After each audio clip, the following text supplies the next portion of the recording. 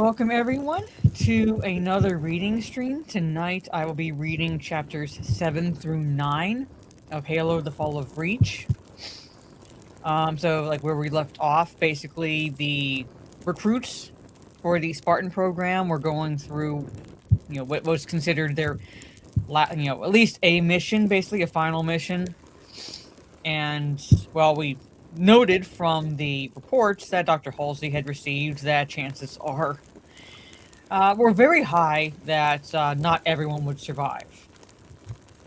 Right? Not everyone would survive. So, we're going to be reading 3 chapters tonight. So, yeah. I love also getting a notification that one of my streams got copyright claimed, which is not a strike. So it's not like I can't stream or anything. So it's not like, it's I have to be on my best behavior. It's just, it's for music that I wasn't even playing. I don't even play at the beginning and end of my gaming streams. And if someone at YouTube would have, stepped in and say, okay, is this valid? Is this claim valid? And listened to the song and then listened to the beginning of my stream, it would not be the same. Could it be similar? I don't know. But I sought out royalty-free music. So, and it was for a Monday stream. I know based on the title it was for a Monday stream, and I know I didn't stream last Monday, so it would have had to have been at least the Monday before. So, if it was something that I did, legitimately did, it should have triggered it quicker, a lot more quickly, and it didn't. It's almost 2 weeks now. We're a few days away from it being 2 weeks, because that was a Monday stream.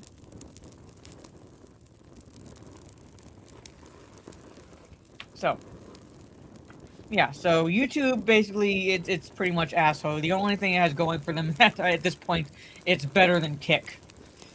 I still use Kick.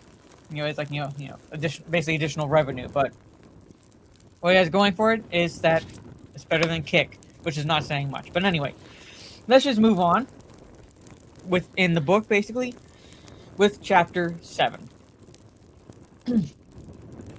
And so we commit the bodies of our fallen soldiers to space. Brothers to space. Mendez solemnly closed his eyes for a moment, the ceremony completed.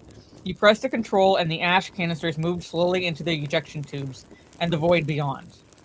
John stood rigidly at attention. The carrier's missile launch bays, normally cramped, overcrowded, and bustling with activity, were unusually quiet.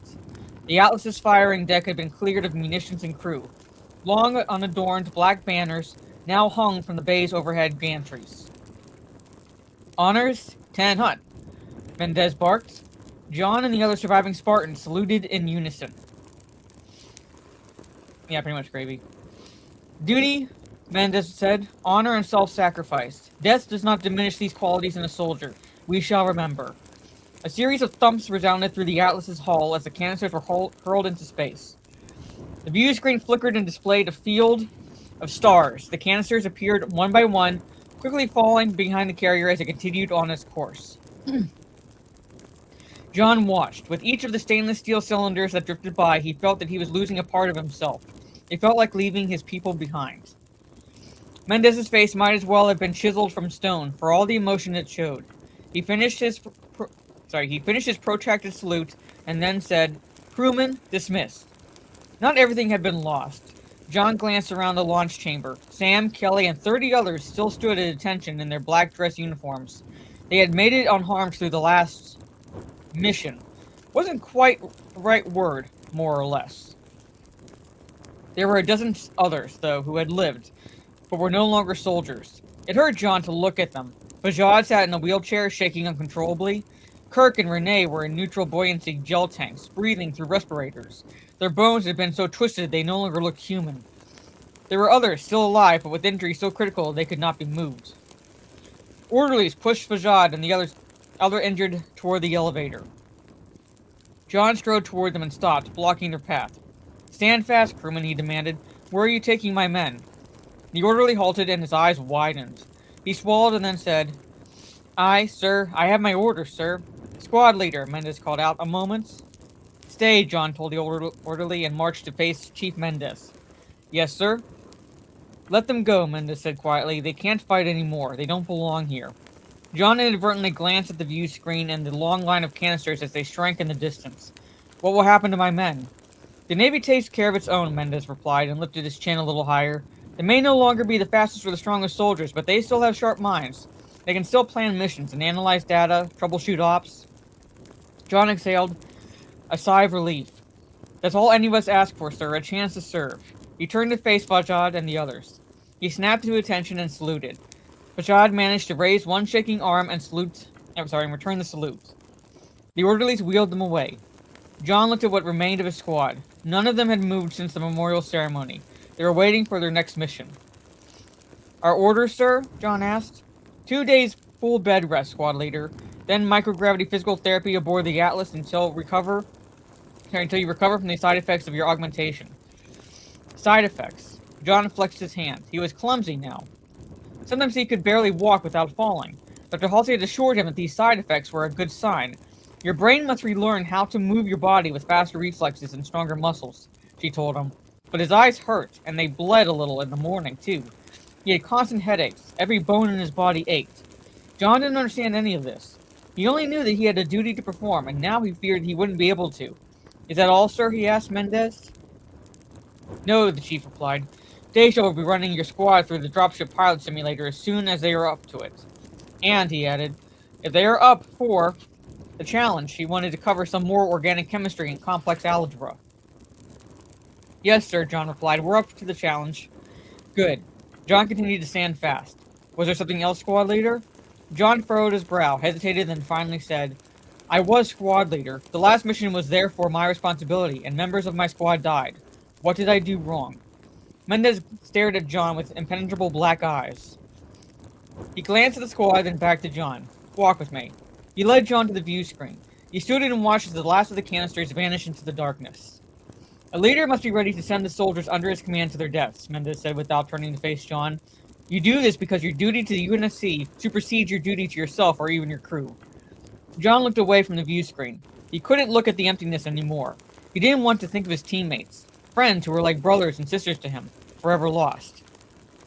It is acceptable, Mendez said, to spend their lives if necessary. He finally turned and met John's gaze. It is not acceptable, however, to waste those lives. Do you understand the difference? I believe I understand, sir, John said. But which was it on this last mission? Lives spent or lives wasted? Mendez turned back toward the blackness of space and didn't answer. John oriented himself as he entered the gym. Sorry, it's a break in there. From the stationary corridor, it was easy to see that this section of the Atlas rotated. Like other ships of this age, acceleration gave the circular walls a semblance of gravity. Unlike the other portions of the dead carrier, however, this section wasn't cylindrical, but rather a segmented cone. The outer portion was wider and rotated more slowly than the narrower inner portion, simulating gravitational forces from one quarter to two gravities along the length of the gym. There were free weights, punching and speed bags, a boxing ring and machines to stretch and tone every muscle group. No one else was up this early. He had the place to himself. He started with arm curls. He went to the center section, calibrated at 1G, and picked up a 20-kilogram dumbbell. It felt wrong. Too light. The spin must be off. He set the weights down and picked up a 40-kilogram set. That felt right. For the last 3 weeks, the Spartans had gone through a daily routine of stretching, isometric exercises, light sparring drills, and lots of eating. They were under orders to consume 5 high-protein meals a day. After every meal, they had to report to the ship's medical bay for a series of mineral and vitamin injections. John was looking forward to getting back to Reach and his normal routine. There were only 32 other soldiers left in his squad. 30 candidates had washed out of the Spartan program. They died during the augmentation process. The other dozen, suffering from side effects of the process, had been permanently reassigned within the Office of Naval Intelligence. He missed them all, but he and the others had to go on. They had to recover and prove themselves all over again. John wished Chief Mendez had warned him. He could have prepared. Maybe that was the trick to the last mission, to learn to be prepared for anything. He wouldn't let his guard down again. He took a seat at the leg machine, set it to the maximum weight, but it felt too light. He moved to the high G end of the gym. Things felt normal again. John worked every machine, then moved to a speed bag, a leather ball attached to the floor and ceiling by a thick elastic band. There were only certain allowed frequencies at which the bag could be hit, or it gyrated chaotically. His fist jabbed forward, cobra quick, and struck. The speed bag moved, but slowly, like it was underwater. Far too slowly considering how hard he had hit it. The tension on the line must be turned way down. He twanged the line and it hummed. It was tight. Was everything broken in this room? John pulled a pin from the locking collar on the bench press. John walked to the center section, supposedly 1G. He held the pin a meter off the deck and dropped it. It clattered on the deck. It looked as if it had fallen normally, but somehow it also looked slow to John. He set the timer on his watch and dropped the pin again, 45 hundredths of a second.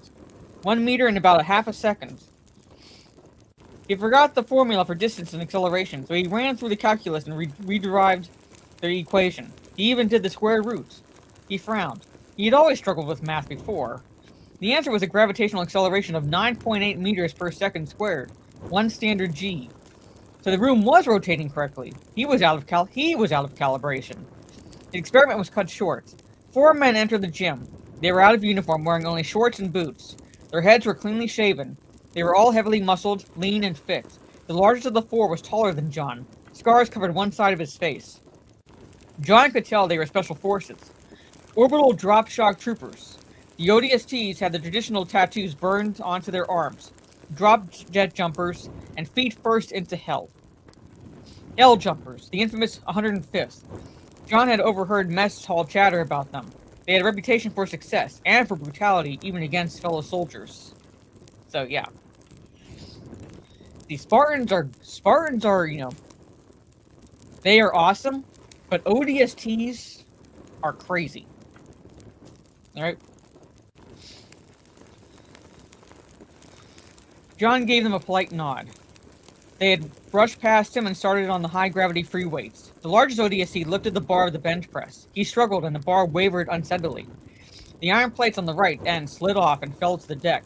The opposite end of the bar tilted, and he dropped the weight, almost crushing his spotter's foot. Startled by the noise, John jumped up.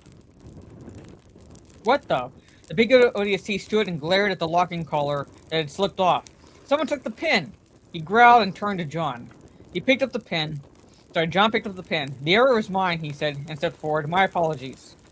The 4 ODSTs moved as one toward John. The big guy with the scars stood a hand's breadth away from John's nose. Why don't you take that pin and shove it, meat? He said, grinning. Or better yet, maybe I should make you eat it. He nodded to his friends. See, well, Spartans are basically enhanced humans. Like, they are genetically enhanced. They have all those augmentations to make them those, like, elite soldiers, right? ODSTs are normal human beings that literally jump feet first into hell, to answer your question, Anthony. That's how crazy they are. Basically, there's no augmentations to them. They are just willing to jump feet first into hell.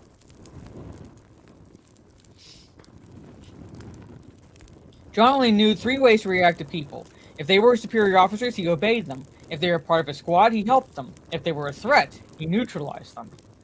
So when the men surrounded him moved, he hesitated. Not because he was afraid, but because these men could have fallen into any of John's 3 categories. He didn't know their rank. They were fellow servicemen in the UNSC, but at the moment, they didn't seem friendly. The 2 men flanking him grabbed John's biceps. The one behind him tried to slip an arm around his neck. John hunched his shoulders and tucked his chin to his chest so he couldn't be choked. He whipped his right elbow over the hand holding him, pinned it to his side, and then straight punched the man and broke his nose. The other 3 reacted, tightening their grips and stepping closer, but like the dropped pin, they moved slowly. John ducked and slipped out of the unsuccessful headlock. He spun free, breaking the grasp of the man on his left at the same time. "Stand down!" A booming voice echoed across the gym. A sergeant stepped into the gym and strode toward them. Unlike Mendez, who was fit and trim and was always serious, this man's stomach bulged over his belt, and he looked bemused. John snapped to attention. The others stood there and continued to glare at John. "Sarge," the man with the bleeding nose said, "we were just—" "Did I ask you a question?" the sergeant barked. "No, Sergeant," the man replied. The sergeant eyed John and then the ODSTs. "If you all are so eager to fight, get in the ring and go to it." Sir, John said. He went to the boxing ring, slipped through the ropes, and stood there waiting. This was starting to make sense. It was a mission. John had received orders from a superior officer, and the 4 men were now targets. The big ODST pushed through the ropes, and the others gathered to watch. I'm going to rip you to pieces, mate, he grunted through clenched teeth. John sprang off his back foot and launched his entire weight behind the first strike. His fist smashed into the man's wide chin. John's left hand followed and impacted on the soldier's jaw.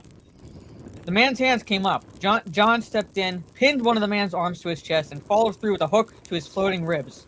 Bones broke. The man staggered back. John took a short step, brought his heel down on the man's knee.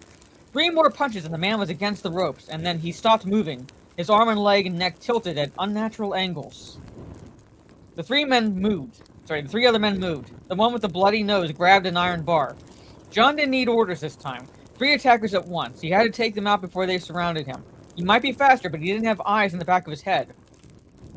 The man with the iron bar swung a vicious blow at John's ribs. John sidestepped, grabbed the man's hand, and clamped it to the bar. He twisted the bar and crushed the bones of his attacker's wrist. John snapped a sidekick toward the second man, caught him in the groin, crushing the soft organs and breaking his target's pelvis. How's that for imagery? John pulled the bar free, whipped around, and caught the third man in the neck, hitting him so hard the ODST was propelled over the ropes. At ease, number 117, Chief Petty Officer Mendez barked. John obeyed and dropped the bar. Like the pin, it seemed to take too long for the impromptu weapon to hit the deck. The ODSTs lay crumpled on the ground, either unconscious or dead. Mendez, at the far end of the gym, strode toward the boxing ring. The sergeant stood with his mouth open. Chief Mendez, sir, he snapped a crisp salute. What are you? He turned to John, his eyes wide, and he murmured, He's one of them, isn't he? Medics are on their way, Mendez said calmly. He stepped closer to the sergeants. There are 2 intel officers waiting for you in ops. They'll debrief you. He stepped back. I suggest you report to them immediately. Yes, sir, the sergeant said. He almost ran out of the gym. He looked once over his shoulder at John, then he moved even faster. Your workout is over for today, Mendez told John. John saluted and left the ring. A team of medics entered with stretchers and rushed toward the boxing ring. Permission to speak, sir, John said. Mendez nodded. Were those men part of a mission? Were they targets or teammates? John knew that this had to be some sort of mission. The chief had been too close for it to be a coincidence. You engaged and neutralized the threat, Mendez replied. That action seems to have answered your question, squad leader. John wrinkled his forehead as he thought it through. I followed the chain of command, he said. The sergeant told me to fight. I was threatened and in immediate danger. But they were still UNSC Special Forces, fellow soldiers. Mendez lowered his voice. Not every mission has simple objectives or comes to a logical conclusion. Your priorities are to follow the orders in your chain of command, and then to preserve your life and the lives of your team. Is that clear? Sir, John said. Yes, sir. He glanced back at the ring. Blood was seeping into the canvas mat. John had an odd feeling in the pit of his stomach. He hit the showers and let the blood rinse off him. He felt strangely sorry for the men he had killed. But he knew his duty. The chief had even been unusually verbose in order to clarify the matter. Follow orders and keep himself and his team safe. That's all he had to focus on. John didn't give the incident in the gym another thought. Take a quick water break. That ends chapter 7. So yeah.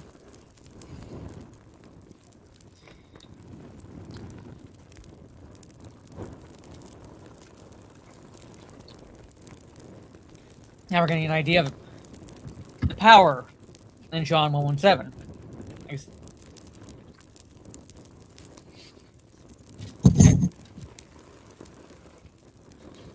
Chapter 8. Dr. Halsey reclined in Mendez's padded chair. She considered pilfering one of the Sweet William cigars from the box on his desk. See why he considered them such a treat. The stench wafting from the box, however, was too overwhelming. How did he stand them? The door opened and CPO Mendez halted in the doorway. Ma'am, he said and stood straighter. I wasn't informed that you would be visiting today. In fact, I had understood that you were out of the system for another week. I would have made arrangements. I'm sure you would have, she folded her hands in her lap. Our situation has changed. Where are my Spartans? They're not in their barracks, nor on any of the ranges. Mendez hesitated. They can no longer train here, ma'am. We have had to find them other facilities. Dr. Halsey stood and smoothed the pleats in her gray skirt. Maybe you should explain that statement, Chief. I could, he replied. It will be easier to show you. Very well, Dr. Halsey said, her curiosity piqued. Mendez escorted her to his personal warthog parked outside his office. The all-terrain combat vehicle had been refitted. The heavy machine gun on the back had been removed and replaced with a rack of Argent V missiles. Mendez drove them off the base and onto winding mountain roads. Reach was first colonized for its rich titanium deposits, Mendez told her. There are mines in these mountains thousands of meters deep. The Unit C uses them for storage. I presume you do not have my Spartans taking an inventory today, Chief. No, ma'am. We just need the privacy. Mendez drove the Warthog past a manned guardhouse and into a large tunnel that sloped steeply underground. The road wound down in a spiral deeper into solid granite. Mendez said, "Do you remember the Navy's first experiments with powered exoskeletons?" "I'm not sure I see the connection between this place, my Spartans, and the exoskeleton projects," Dr. Halsey replied, frowning. "But I'll play along a bit further. Yes, I know all about the Mark I prototypes. We had to scrap the concept and redesign battle armor from the ground up for the Mjolnir project. The Mark Is consumed enormous energy. Either they had to be plugged into a generator or use inefficient broadcast power. Neither option is practical on a battlefield." Mendez decelerated slightly as he approached a speed bump. The Warthog's massive tires studded over the obstacle. They used the units that weren't scrapped, Dr. Halsey continued, as dock loaders to move heavy equipment. She cocked one eyebrow. Or might they have been dumped in a place like this? There are dozens of the suits here. You haven't put my Spartans in some of those antiques. No, their trainers are using them for their own safety, Mendez replied. When the Spartans recovered from the microgravity therapy, they were eager to get back to the routine. However, we experienced some... He paused, searching for the right word. Difficulties. He glanced at his passenger. His face was grim. Their first day back, 3 trainers were accidentally killed during hand-to-hand combat exercises. Dr. Halsey cocked an eyebrow. Then they are faster and stronger than we anticipated. That, Mendez replied, would be understating the situation. Sorry. The tunnel opened into a large cavern. There were lights scattered on the walls. Overhead, 100 meters up on the ceiling and along the floor, but they did little to dissipate the overwhelming darkness. Mendez parked the Warthog next to a small, prefabricated building. He jumped out and helped Dr. Halsey step from the vehicle. "This way, please," Mendez gestured to the room. "We'll have a better view from inside." The building had 3 glass walls and several monitors, marked motion, infrared, Doppler, and passive. Mendez pushed a button and the room climbed a track along the wall until they were 20 meters off the floor. Mendez keyed a microphone and spoke. "Lights?" Floodlights snapped on and illuminated a section of the cavern the size of a football field. In the center stood a concrete bunker. 3 men in the primitive Mark I power armor stood on top. 6 more stood evenly spaced around the perimeter. A red banner had been planted in the center of the bunker. "Capture the flag?" Dr. Halsey asked. "Past all that heavy armor?" "Yes. The trainers in those exoskeletons can run at 32 kilometers per hour, lift 2 tons, and have a 30mm minigun mounted on self-targeting armatures. Stun rounds, of course. They're also equipped with the latest motion sensors and IR scopes. Infrared scopes, I should say.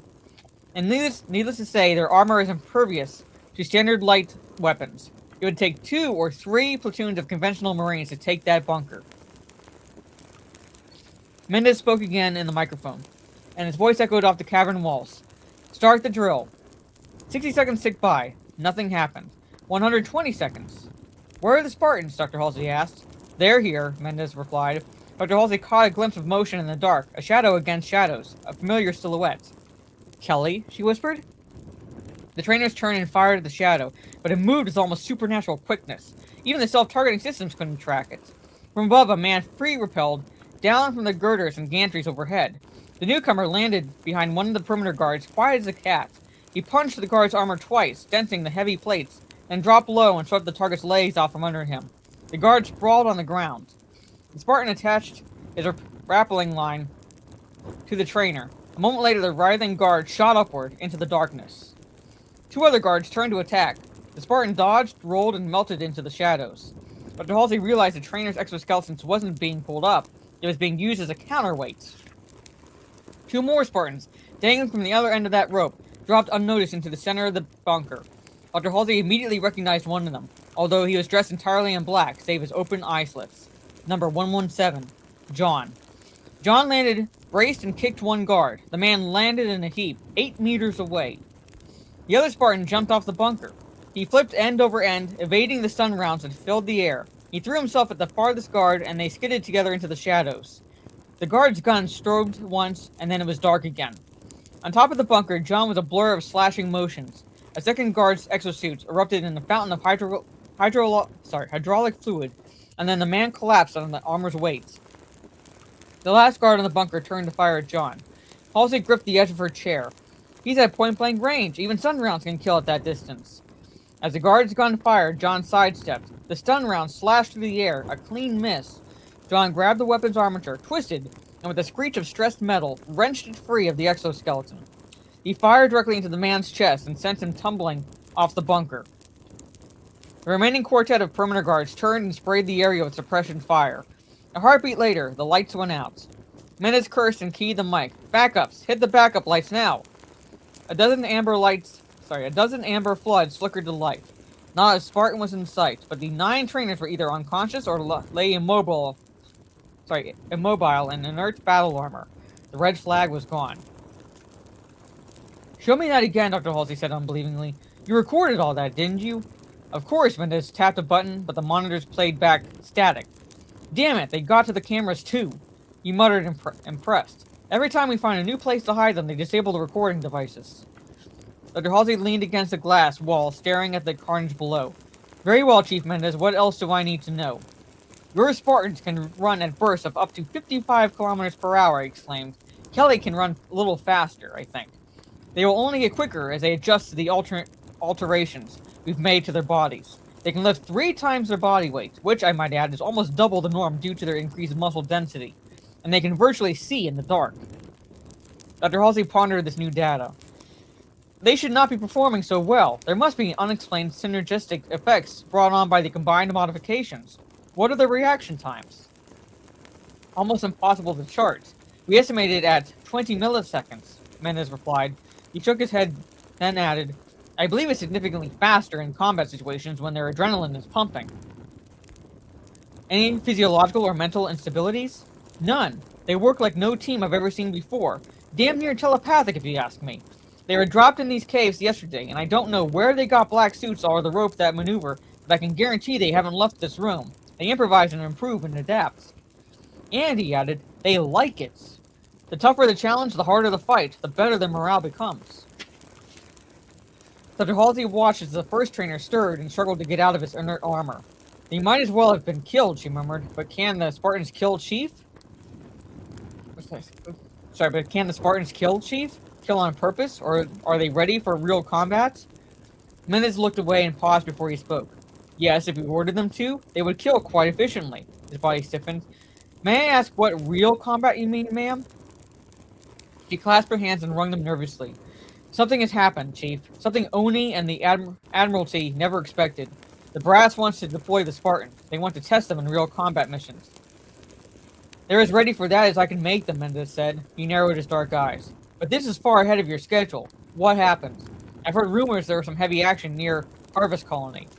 Your rumors are out of date, Chief, she said, and a chill crept into her voice. There's no more fighting at Harvest. There is no more Harvest. Dr. Halsey punched the descent button, and the observation room slowly lowered to the floor. Get them out of this hole, she said crisply. I want them ready to muster at 0400. We have a briefing at 0600 tomorrow, aboard the London.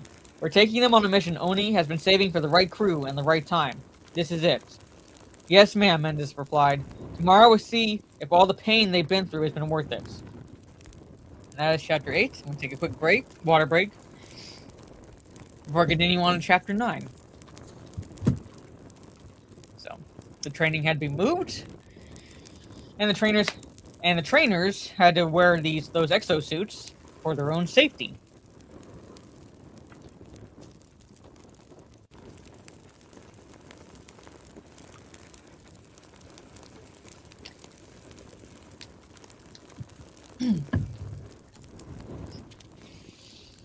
So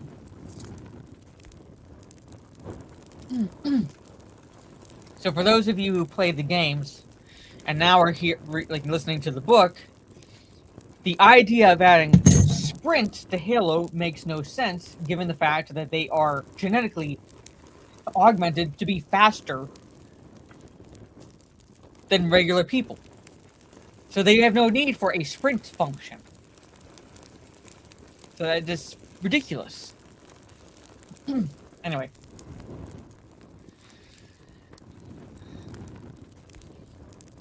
Chapter 9. John and the other Spartans stood at ease. The briefing room on board the UNSC destroyer Pioneer made him uncomfortable. The holographic projectors at the fore end of the triangular room showed the field of stars visible off the bow of the ship. John wasn't used to seeing so much space. He kept expecting the room to decompress explosively. The stars flickered and faded, and the overhead lights warmed. Chief Petty Officer Mendez and Dr. Halsey entered the room. The Spartan snapped to attention. At ease, Mendez said. He clasped his hands behind his back and clenched his jaw muscles. The chief looked almost nervous. That made John nervous too. Dr. Halsey walked to the podium. The overhead light reflected off her glasses. Good morning, Spartans. I have good news for you. The word has come down. Command has decided to test your unique abilities. You have a new mission, an insurgent base in the Eridanus system. A star map appeared on the wall and zoomed in to show a warm orange sun ringed with 12 planets. In 2513, an armed insurrection in the system was suppressed by the UNSC force, Operation Trebuchet. An intersystem tactical map appeared, and tiny icons representing destroyers and carriers winked on. They engaged a force of 100 smaller ships. Pinpoints of fire appeared against the dark. The insurrection was put down, Dr. Halsey continued. However, elements of the rebel forces escaped and regrouped in the local asteroid belts. The map tilted and moved into the circle of debris around the star. Billions of rocks, Dr. Halsey said, where they hid from our forces and continue to hide to this day. For some time, Oni believed that the rebels were disorganized and were lacking in leadership. That appears to have changed. We believe that one of these asteroids has been hollowed out and that a formidable base has been constructed within. UNSC explorations into the belt have met either with no contact or with an ambush by superior forces. She paused, pushed up her glasses, and added, The Office of Naval Intelligence has also confirmed that FleetCom has discovered a security breach within their organization, a rebel sympathizer leaking information to these forces. John and the other Spartans shifted uneasily. A leak. It was possible. These had shown the many historical battles that had been won and lost because of traitors or informants. But it never occurred to him that it could happen in the UNSC. A flat picture flashed over the star map. A middle-aged man with thinning hair and neatly trimmed beard and watery gray eyes. This is their leader, Dr. Halsey said. Colonel Robert Watts. The original photo was taken after Operation Trebuchet and has been computer-aged. Your mission is to infiltrate the rebel base, capture Watts, and return him, alive and unharmed, to UNSC-controlled space. This will deprive the rebels of their new leadership, and it will provide Oni a chance to interrogate Watts and root out traitors within FleetCom. Dr. Halsey stepped aside. Chief Mendez? Mendez exhaled and unclasped his hands. He strode to the podium and cleared his throat. This operation will be different from your previous missions. You will be engaging the enemy using live rounds and lethal force. They will be returning the favor. If there is any doubt, any confusion, and make no mistake, in combat there will be confusion. Take no chances. Kill first, ask questions later. Support on this mission will be limited to the resources and firepower of this destroyer, Mendez continued. This is to minimize the chance of a leak in the command structure. Mendez walked to the star map. The base of Colonel Watts snapped off and blueprints for a Parabola-class freighter appeared. Although we don't know the location of the rebel base, we believe they received periodic shipments from Eridanus 2. The independent freighter, laden, is due to leave space dock in 6 hours for a routine recertification of her engines. She is being loaded with enough food and water to supply a small city. Additionally, her captain has been identified as a rebel officer thought to have been killed during Operation Trebuchet. You will slip aboard this freighter and hopefully hitch a ride to the rebel base. Once there, infiltrate the installation, grab Watts, and get off that rock any way you can. Chief Mendez gazed at them all. Questions? Sir, John said, what are our extraction options? You have two options. A panic button that will relay a distress signal to a pre-established listening ship. Also, the Pioneer will stay on station. Briefly, our window here is 13 hours. He tapped the star map on the edge of the asteroid belt and it glowed with a blue nav marker. I'll leave the extraction choice up to you, but let me point out that this asteroid belt has a circumference of more than 1 billion kilometers, making it impossible to canvass with only a surveillance craft. If things get hot, you will be on your own. Any other questions? The Spartan sat, silent and immobile. No? Well, listen up, recruits, Mendez added. This time I've told you all the twists that I know of. Be prepared for anything. His gaze fixed on John. Squad leader, you're hereby promoted to the rank of Petty Officer 3rd Class. Sir, John snapped to attention. Assemble your team and equipment. Be ready to muster at 0300. We'll drop you off at the Eridanos 2 docks. You're on your own from there. Yes, sir, John said. Mendez saluted. He and Dr. Halsey then left the room. John turned to face his teammates. The other Spartans stood at attention. 32. Too many for this operation. He needed a small team. 5 or 6 maximum.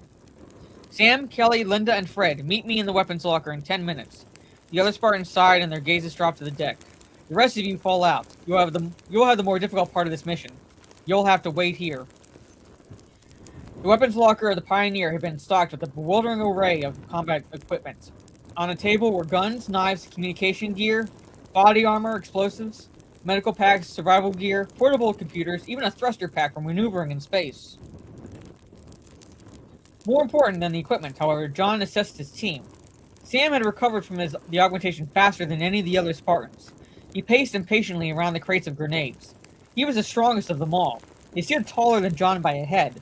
He had grown out his sandy hair to 3 centimeters. Chief Mendez had warned him that he was going to look like a civilian soon. Kelly, in contrast, had taken the longest to recover. She stood in the corner with her arms crossed over her chest. John had thought she wasn't going to make it.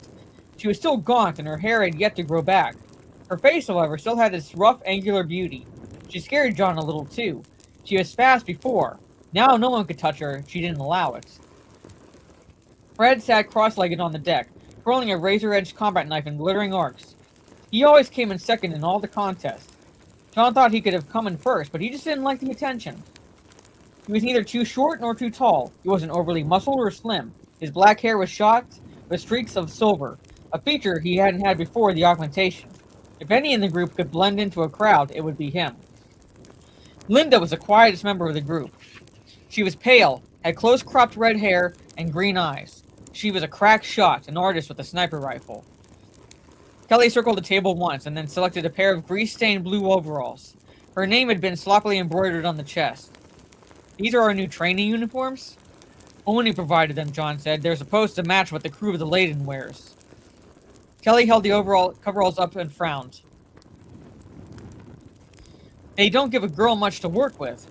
Try this on for size. Linda held a black bodysuit up to Kelly's long, slender frame. They had used these black suits before. They were form-fitting, lightweight polymer body armor. They could deflect a small caliber round and had refrigeration heating units that would mask infrared signatures. The integrated black helmet had encryption and communications gear, a heads-up display, and thermal and motion detectors. Sealed tight, the unit had a 15-minute reserve of oxygen to let the wearer survive in a vacuum. The suits were uncomfortable, and they were tricky to repair in the field, and they always needed repairs. They're too tight, Kelly said. It'll limit my range of motion. We wear them for this op, John told her. There are too many places between here and there with nothing to breathe but vacuum. As for the rest of your equipment, take what you want, but stay light. Without recon data on this place, we're going to be moving fast, or we'll be dead. The team started selecting their weapons first. 390 caliber, Fred asked. Yes, John said. Yes, John replied. Everyone take guns that use 390 caliber ammunition so we can share clips if we have to. So, except Linda. Linda gravitated to a matte black long-barreled rifle, the SRS 99C-S2 AM.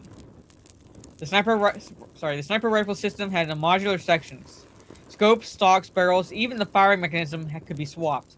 She quickly stripped the rifle down and reconfigured it. She assembled a flash and sound suppression barrel, and then to compensate for the lower muzzle velocity, she increased the ammunition caliber to 450. She ditched all the sights and scopes and settled for an integrated link to her helmet's heads-up display. She pocketed 5 extended ammunition clips. John also chose an MA2B, a cut-down version of the standard MA5B assault rifle. It was tough and reliable, with electronic targeting and an ammo supply indicator. It also had a recoil reduction system and could deliver an impressive 15 rounds per second. He picked up a knife, 20 centimeter blade, 1 serrated edge, non-reflective titanium carbide, and balanced for throwing. John grabbed the panic button, a tiny single-shot emergency beacon. It had 2 settings. The red setting alerted the Pioneer that it had hit the fan and to come in guns blazing. The green setting merely marked the location of the base for a later assault by the UNSC. He took a double handful of ammo clips, then paused. He set them down and pocketed 5. If they got into a firefight where you'd need that much firepower, their mission was over anyway. Everyone took similar equipment, with a few variations. Kelly selected a small computer pad with infrared links. She also had the field medical kits. Fred packed a standard issue lockbreaker. Linda selected 3 nav marker transmitters, each the size of a tick. The trackers could be adhered to an object and would broadcast that object's location to the Spartans' heads-up displays. Sam hefted 2 medium-sized backpacks. Damage packs. They were filled with C-12, enough high explosives to blow through 3 meters of battleship armor plates. You have enough of that stuff? Kelly asked him wryly. You think I should take more? Sam replied and smiled. Nothing like a little fireworks to celebrate the end of a mission. Everyone ready? John asked. Sam's smile disappeared and he slapped an extended clip into his MA2B. Ready. Kelly gave John the thumbs up. Fred and Linda nodded. Then let's go to work. And that ends chapter 9.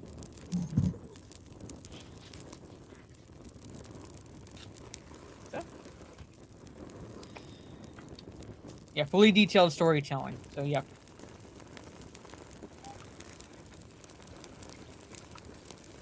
So when we return next Tuesday for, double check what chapters I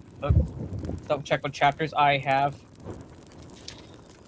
slated for next reading stream. Read chapters 10 and 11. So we'll be reading chapters 10 and 11 next stream, so they're preparing for this mission. We'll see how they fare. Next one. And yes, this is actual Halo. Actual Halo, not the show. Even though I still say with some tweaks, the Halo Reach game could have been the first season of the Halo show. So with the show ending, hearing Master Chief's voice, even off screen, saying "Blue Team on me," and Blue Team, it's Blue Team. So it's like, yeah. So now we go see Blue Team, actual Blue Team. So, Gravy, I'm going to remove your mod just so people can time you out, just so you know. Anyway, but anyway. But that is the end of this reading stream, ladies and gentlemen. I do plan on doing a gaming stream tomorrow. It'll most likely be like more of a chill gaming stream. And then returning to Borderlands this coming Monday. I don't know if I'm going to be able to stream Saturday afternoon. What I might end up doing is playing some Arc Raiders offline before doing a watch party later on in the evening on my Discord. And then Sunday, unless anything changes, I should be playing D&D, so no stream Sunday afternoon. But unless anything changes, Talk Nerdy to Us should be on my Nerdy Homes channel this coming Sunday at 8:30 p.m. So, and yes, I did see the Tomb Raider pics. I guess ostensibly she looks the part, but Sophie Turner cannot act to save her life. I'm over young Lara Croft. I feel like this, whenever whenever we have an adaptation of like a young Lara Croft, it always smacks, like doing stuff like that, always smacks of like, starting Peter Parker off in high school again before he becomes Spider-Man, or just basically that way we see Uncle Ben die again, or like seeing Bruce Wayne's parents die again for the umpteenth million time and him becoming Batman. We know Alright, we know. You can start her older. It's fine. It's fine. Like, she can be older. I mean, canonically, on, like, if you look up the Lara Croft character, canonically, she's given a birth year of 1968. So if we're gonna go by that, you could have her older. Late 30s or so, basically, if you wanted to. It'd be fine. It'd still be canonical. And they just don't want to do it because that would require too much work in putting, like, stories together. Sound like it would work. But no, we gotta cast Sophie Turner. Again, who cannot act her way out of a paper bag. Kindergarten plays have better acting. Anyway. Yeah, Phoebe Waller-Bridge is like, yeah. Anyway. But that is it. No more of that. If we talk about it on Sunday, I'll be giving my thoughts then. But again, thank you for hanging out with me, chat. Hope you enjoy the replay if you're listening to this later. Again, next reading stream will be Tuesday, and I'll be reading chapters 10 and 11 of Halo: The Fall of Reach. My plan is to do a gaming stream tomorrow evening. Be just a chill stream, probably one of my indie horror games, or indie games in general that I'll be playing and trying out, and hanging out with you guys. Watch party Saturday evening, I should say. Talk Nerdy to Us Sunday evening, and then back to Borderlands Monday. So, on that note, again, have a good rest of your day or evening, wherever you are in the world, and I will see you all tomorrow evening for some gaming stream on my YouTube, Kick, and Twitch. Take care, stay safe, and peace.